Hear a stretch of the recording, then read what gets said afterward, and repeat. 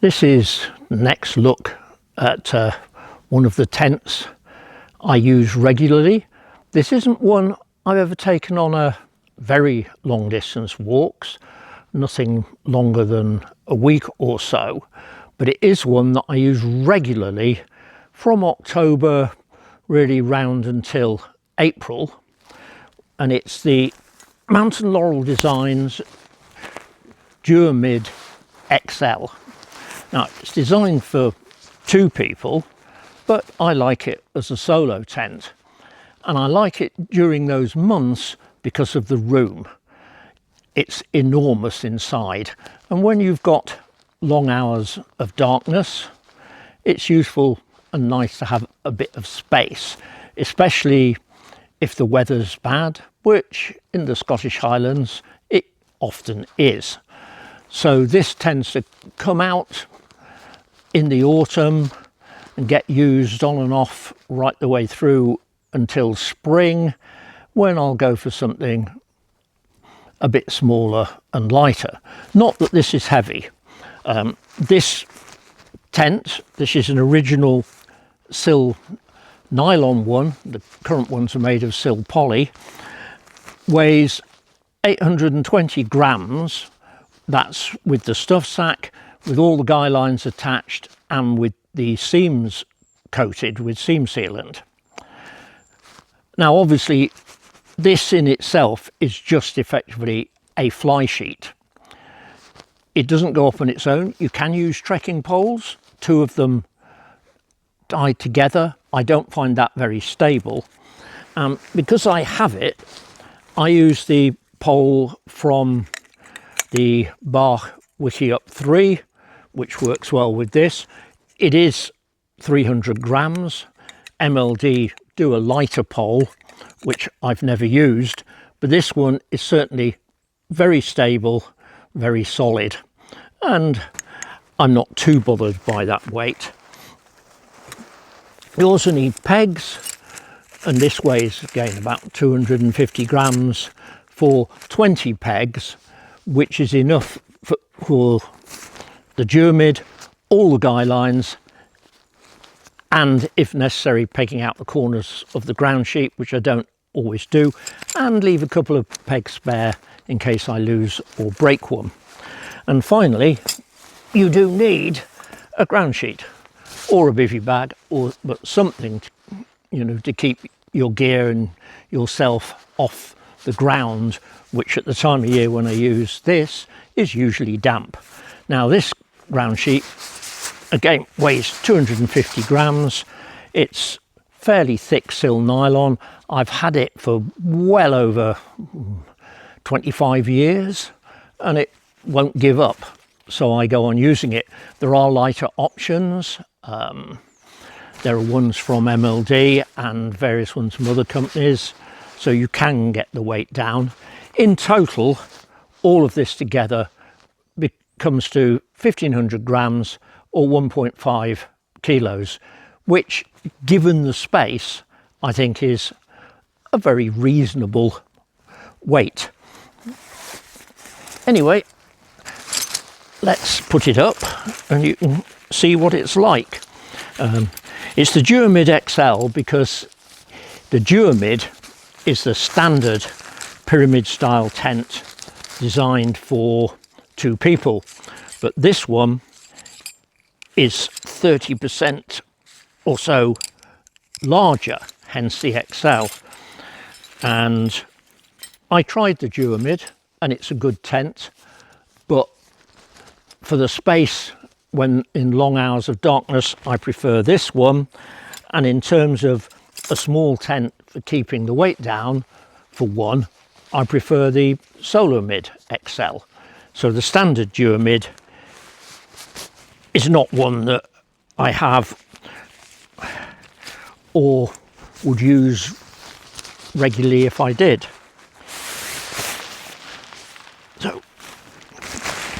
So it is big. There is a lot of material here, and the first thing when putting it up is to find the zip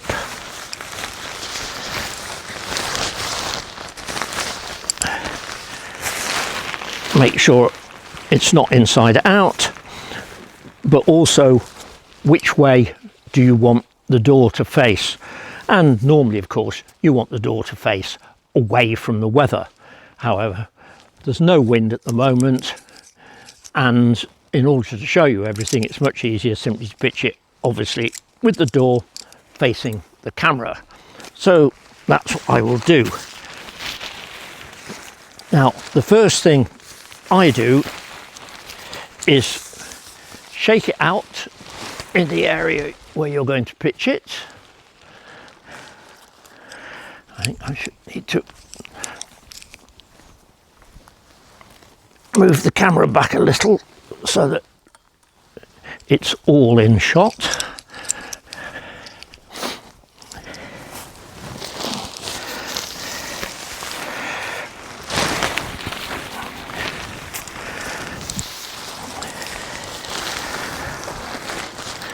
And just say, I want the door about there.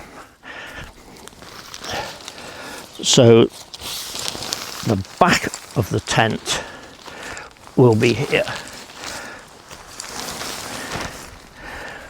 So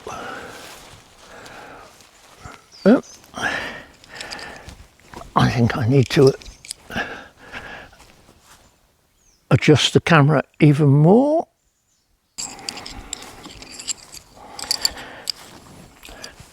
And I will start by pegging down the rear here with the guy line fully extended so that I can adjust it, you know, as needed. Then it's the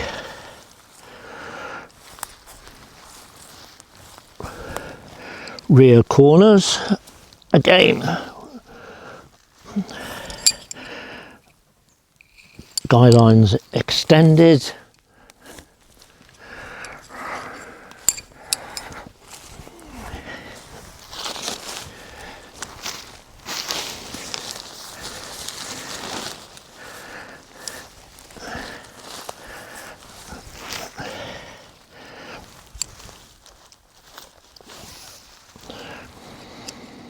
these pegs will not necessarily stay in the same position once it's up, but this is just so that if it's breezy, which is quite likely, it's not going to blow away. So now, as I say, I've stopped it blowing away. And get the pole out, which is adjustable at one end,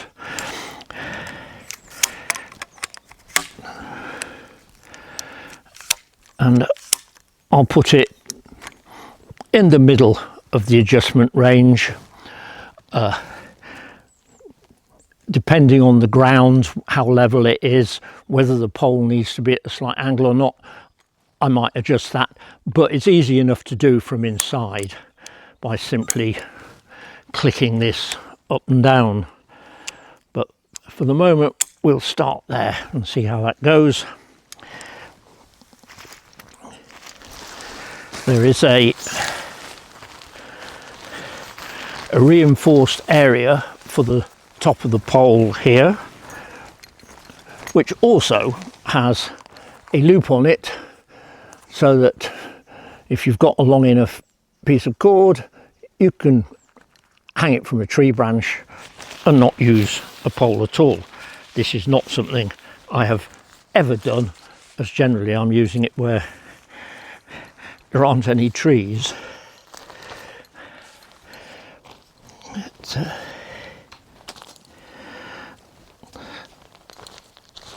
But then again,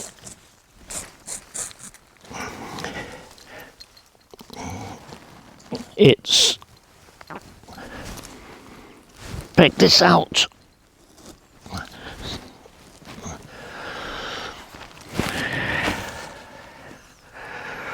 so that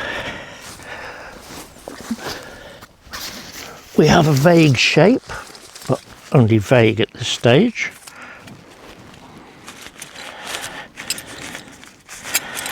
Or some cobwebs there, and then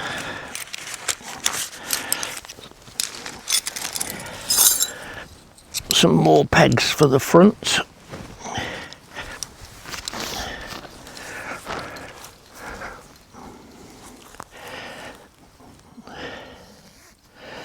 I can see from how the guy lines are adjusted that last time I used it I had it pegged right down to the ground because the guy lines were as short as they could go, which probably means, I can't remember actually, probably means it must have been quite windy and I wanted wind protection rather than ventilation.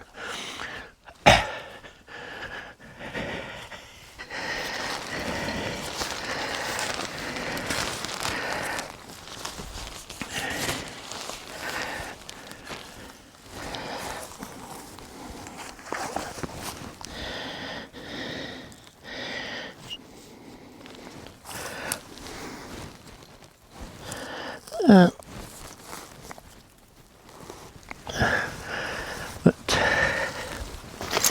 you can clearly see it taking shape now,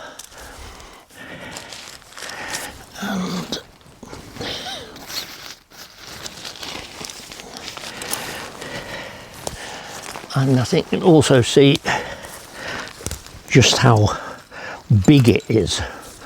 It always surprises me when I haven't used it for a while, and this is the first time since the spring I think that I've put it up.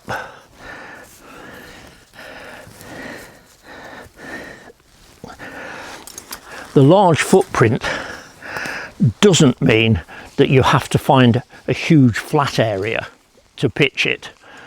In fact, it doesn't matter if the ground isn't flat, if there are bumps in it, or even if there's a bank at one side, because you can adjust the pole height.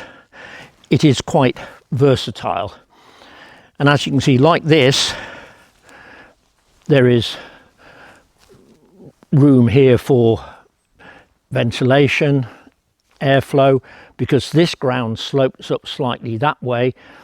It's closer to the ground on that side than on this side, but now this is essentially up. Like this, it's perfectly usable, but if it's likely to be windy, which as I say, when I'm using it, it usually is, there are guy lines.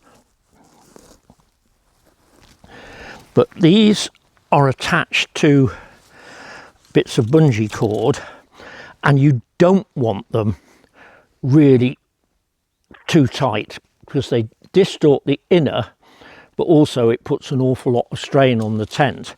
They are to help stop the walls being pushed in by the wind.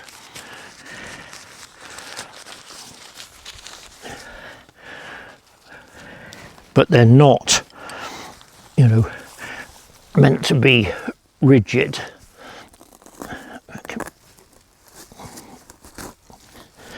And I'll move this one so it is straighter, and then move this one a little. Sometimes the guy lines can go on the same peg as the side pull-outs. However, I prefer to have them on separate pegs. It's easier when it comes to adjustment if that's necessary.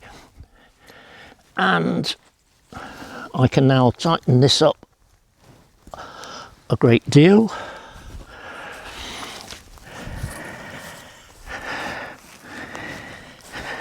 And now move this one.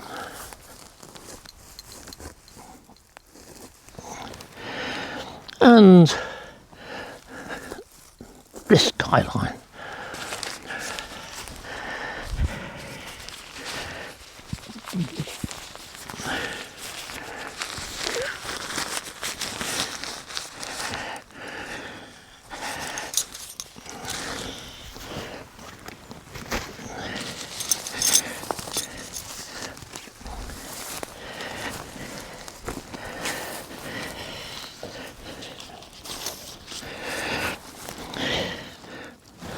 I missed that side guy first time round.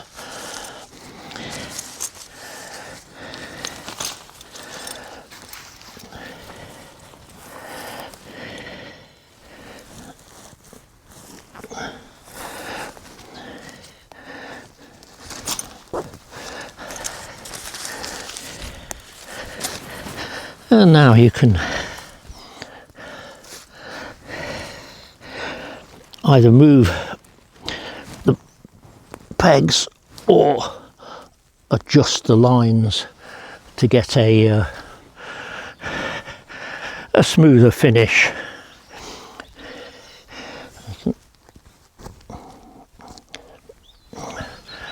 And there we are.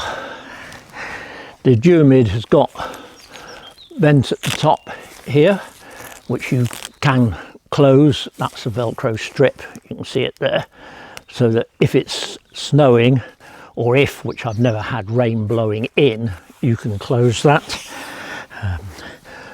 The door here has stud fastenings and a flap over it, and conveniently bright coloured cord on the pullers, different to the yellow of the guy lines, so it's easy enough to see. And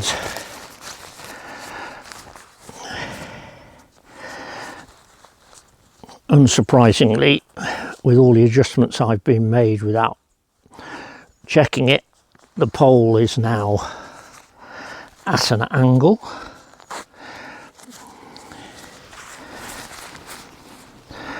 But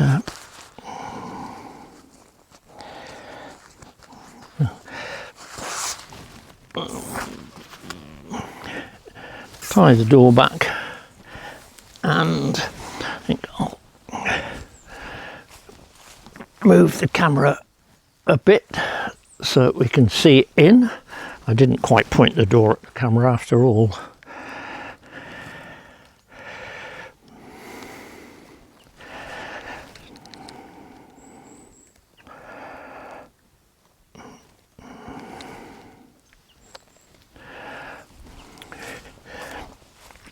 So now I won't move the pole. That's fine. The height is just about right. I don't need to raise it. You can see there is masses of room inside. Now it's designed, it's not symmetrical. 2/3 of the space is the other side of the pole. So then you've got a big storage and cooking entrance space here.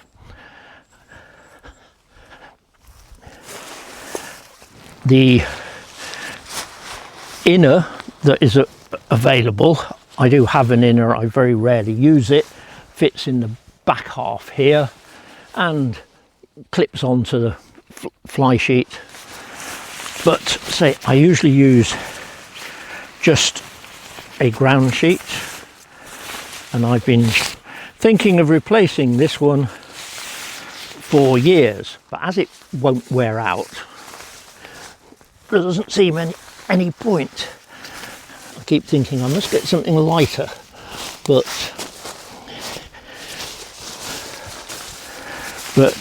this is a ground sheet that is easily big enough for 2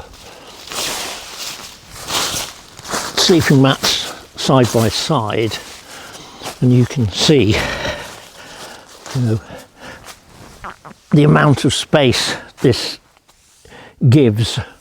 You know, for one person it is luxurious. Ample room for all your gear, ample room for cooking, sitting up, you can see head height. I mean, I can almost stand up in it, but certainly sitting down, kneeling up, I'm nowhere near the roof. So on long nights, that is really welcome. Anyway, this is the DuoMid XL, which I will be taking on my next trip. And one of the things I wanted to do was check, as it hasn't been used for months, everything was okay, and it looks fine, and everything is ready for it to be actually used. And of course there'll be a video of some sort of it in use. Thank you for watching.